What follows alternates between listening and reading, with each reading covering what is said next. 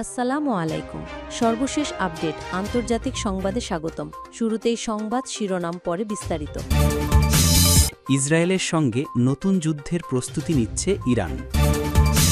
আরও থাকছে, ইরানে ফিরলেন আইএইএ পরিদর্শকরা, পরমাণু সহযোগিতা অনিশ্চিত। এদিকে নির্বাচন কমিশনকে বিজেপির ললিপপ না হওয়ার আহ্বান মমতার। যুক্তরাজ্যে সর্বোচ্চ যৌন অপরাধ করে ভারতীয়রা। সর্বশেষ আসামে দেখামাত্র গুলির নির্দেশ দুর্গাপূজা পর্যন্ত বহাল। ইসরায়েলের সঙ্গে নতুন যুদ্ধের প্রস্তুতি নিচ্ছে ইরান। ইসরায়েলের সঙ্গে যে কোনো সময়ে নতুন আরেকটি সংঘাত শুরু হতে পারে। সম্ভাব্য সেই যুদ্ধের জন্য তেহরান প্রস্তুত হচ্ছে বলে মন্তব্য করেছেন দেশটির পররাষ্ট্রমন্ত্রী আব্বাস আরাকচি। মঙ্গলবার সৌদি সংবাদমাধ্যম আশারক আল ওসাদকে দেওয়া সাক্ষাৎকারে তিনি বলেন, সবকিছুই সম্ভব এবং তেহরান সব পরিস্থিতির জন্য প্রস্তুত। আরাকচির ভাষায়, ভবিষ্যতে ইসরায়েলের সঙ্গে নতুন কোনো সংঘাত অসম্ভব নয়। ইরানের পররাষ্ট্রমন্ত্রী সাক্ষাৎকারটি দিয়েছেন জেদ্দায়, যেখানে তিনি ইসলামিক কোঅপারেশন অর্গানাইজেশনের পররাষ্ট্রমন্ত্রীরা গাজার পরিস্থিতি নিয়ে বৈঠক করেছেন। তিনি দাবি করেন, জুন মাসে ১২ দিনের যুদ্ধে ইসরায়েল ইরানকে নিয়ে তাদের কোনো লক্ষ্য অর্জন করতে পারেনি। আরাকচি বলেন, আমরা শেষ মুহূর্ত পর্যন্ত ইসরায়েলের ওপর ক্ষেপণাস্ত্র হামলা চালিয়েছি। তারা ভাবছিল ৪৮ ঘণ্টার মধ্যে আমাদের থামানো সম্ভব। তিনি আরও বলেন, ১২ দিন পর ইসরায়েলি শর্তহীনভাবে যুদ্ধ স্থগিতের প্রস্তাব দিয়েছিল। যেহেতু তাদের প্রস্তাব শর্তহীন ছিল, আমরা তা গ্রহণ করেছি। আরাকচি বলেন, শত্রুরা কেবল কূটনীতি বা সংলাপের মাধ্যমে নয়, ক্ষেপণাস্ত্রের মাধ্যমে আমাদের লক্ষ্যবস্তু করতে চেয়েছিল। যারা ইসরায়েলের সঙ্গে লড়াই করে তাদের শক্তিশালী হতে হবে। তিনি সতর্ক করেছেন, কোনো দেশ ইসরায়েলকে ছাড় দিতে পারবে না। তিনি দাবি করেছেন, ইসরায়েল মধ্যপ্রাচ্যকে তেল সংক্রান্ত যুদ্ধে টানতে চেয়েছিল, কারণ আইডিএফ ইরানের তেল স্থাপনাগুলোতে হামলা চালিয়েছিল অপারেশন রাইজিং লায়নের সময়। আরাকচি বলেন, আমরা চেষ্টা করেছি যুদ্ধ গালফ অঞ্চলে ছড়াতে না দেওয়ার জন্য। গালফের সীমান্তবর্তী দেশগুলোকে ইসরায়েলের নীতির দিকে নজর দিতে হবে, ইরানের দিকে নয়। তিনি উল্লেখ করেন, এসব দেশের মধ্যে আব্রাহাম চুক্তি স্বাক্ষরকারী সংযুক্ত আরব আমিরাত ও বাহরাইন, এছাড়া ওমান ও কাতারও রয়েছে। যুদ্ধের শেষ পর্যায়ে ইরান কাতারের আল উদেইদ এয়ারবেসকে লক্ষ্য করেছিল। এসব দেশের প্রতি আহ্বান জানিয়ে বলেছেন, যারা ইসরায়েলের সঙ্গে সম্পর্ক বজায় রেখেছে তারা তা ছিন্ন করুক এবং বাণিজ্য বন্ধ করুক। তিনি এটিকে গাজার জন্য প্রায়োগিক পদক্ষেপ হিসেবে উল্লেখ করেছেন। তিনি বলেন, গাজার বাসিন্দারা আমাদের বিবৃতি বা সিদ্ধান্তের চেয়ে বেশি প্রয়োজন কার্যকর সহায়তা। তাদের প্রথমে খাদ্য, পানি এবং ওষুধ দরকার, তারপর শান্তি, ন্যায় ও অবরোধের অবসান আসবে। আরও থাকছে, ইরানে ফিরলেন আইএইএ পরিদর্শকরা, পরমাণু সহযোগিতা অনিশ্চিত। আন্তর্জাতিক পরমাণু শক্তি সংস্থা আইএইএ একটি পরিদর্শক দল ইরানে পৌঁছেছে। জাতিসংঘের এই পারমাণবিক সংস্থাটির সঙ্গে প্রায় ২ মাস সহযোগিতা স্থগিত রেখেছিল তেহরান। তবে সাম্প্রতিক নিষেধাজ্ঞা চাপের মুখে সংস্থাটিকে আবারও তেহরানে ফেরার অনুমতি দিয়েছে খামেলি প্রশাসন। বুধবার ইরানের পররাষ্ট্রমন্ত্রী আব্বাস আরাকচি জানিয়েছেন, দেশের সর্বোচ্চ জাতীয় নিরাপত্তা পরিষদের অনুমতিতেই আইএইএর পরিদর্শকরা ইরানে প্রবেশ করেছেন। তবে তিনি স্পষ্ট করে বলেন, আইএইএর সঙ্গে নতুন সহযোগিতা কাঠামো নিয়ে এখনও কোনো চূড়ান্ত সমঝোতা হয়নি। বিষয়টি নিয়ে কেবল মতবিনিময় চলছে।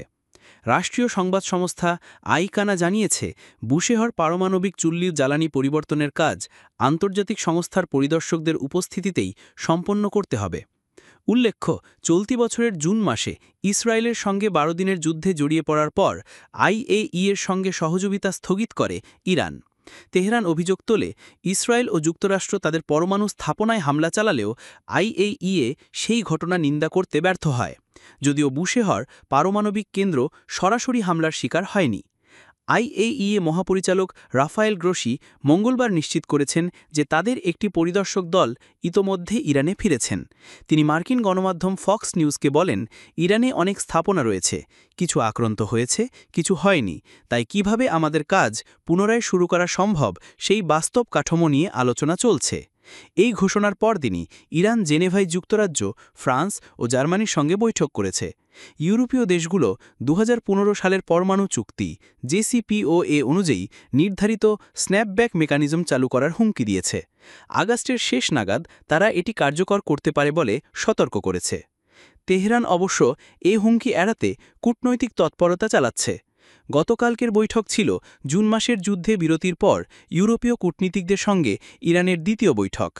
সেই যুদ্ধে ইসরায়েল নজিরবিহীন হামলা চালিয়ে ইরানের শীর্ষ সামরিক কর্মকর্তা ও কয়েকটি পারমাণবিক স্থাপনা টার্গেট করেছিল। যুদ্ধের পর ইরানের সঙ্গে মার্কিন পরমাণু আলোচনা কার্যত ভেস্তে যায়।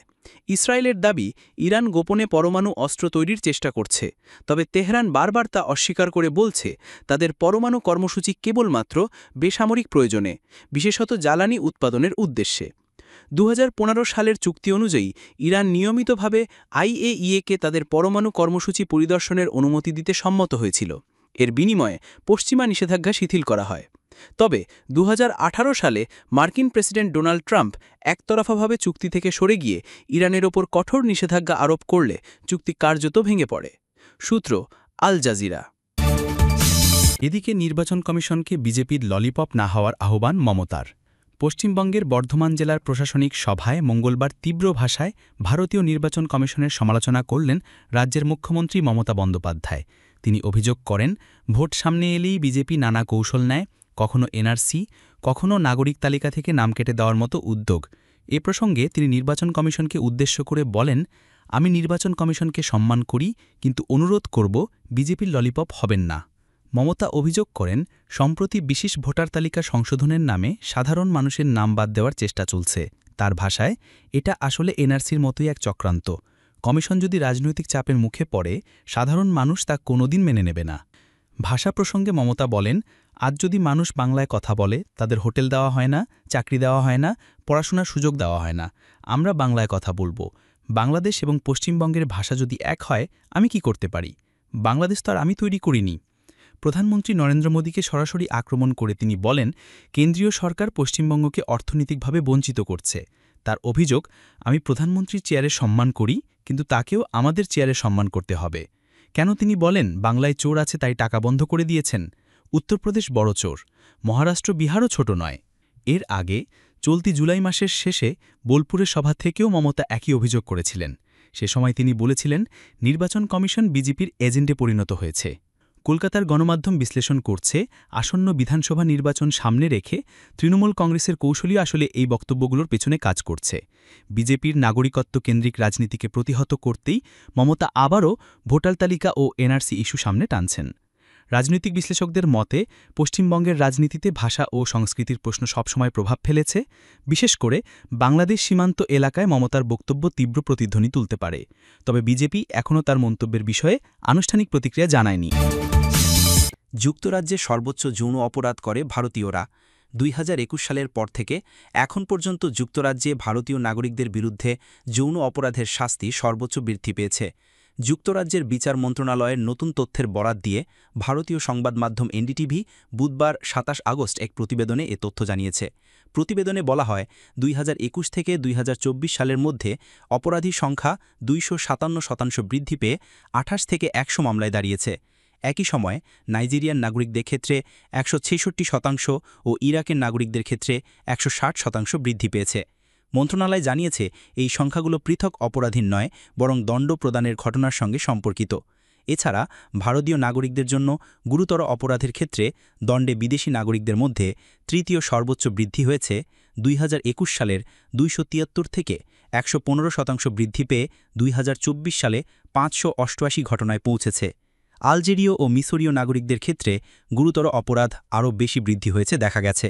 স্বরাষ্ট্র দপ্তরের তথ্য অনুযায়ী 2024 সালে 293 ভারতীয় নাগরিক ছোট নৌকায় অবৈধভাবে যুক্তরাজ্যে প্রবেশ করেছে এবং 2025 সালের প্রথমার্ধেই 206 জন প্রবেশ করেছে। এরপরও ভারতীয়রা অনিয়মিত অভিবাসনের মধ্যে একটি ছোট অংশ। সবচেয়ে বেশি আফগানিস্তান, ইরান ও সিরিয়ার নাগরিকদের দেখা গেছে।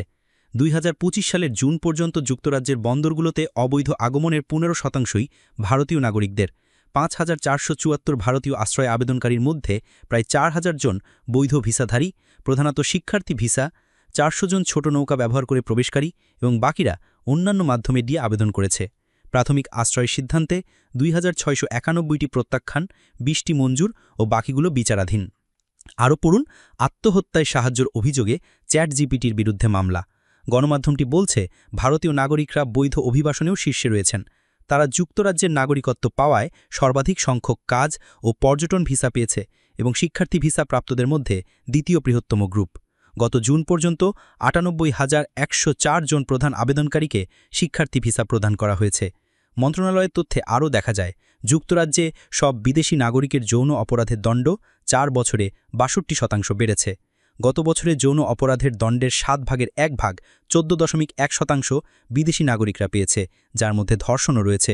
তুলনামূলকভাবে একই সময় ব্রিটিশ নাগরিকদের ক্ষেত্রে দণ্ড 39.3% বৃদ্ধি পেয়েছে। এনডিটিভি জানিয়েছে, এই তথ্যগুলো পুলিশ ন্যাশনাল কম্পিউটার থেকে সংগ্রহ করা হয়েছে এবং centre for migration control think ট্যাঙ্কের মাধ্যমে পাওয়া। 2025 সালে শুধু ছোট নৌকায় প্রায় 27,997 জন ইমিগ্রেন্ট যুক্তরাজ্যে পৌঁছেছে, যা 2018 সালের প্রথম আগমনের পর থেকে একই সময়ে সর্বোচ্চ।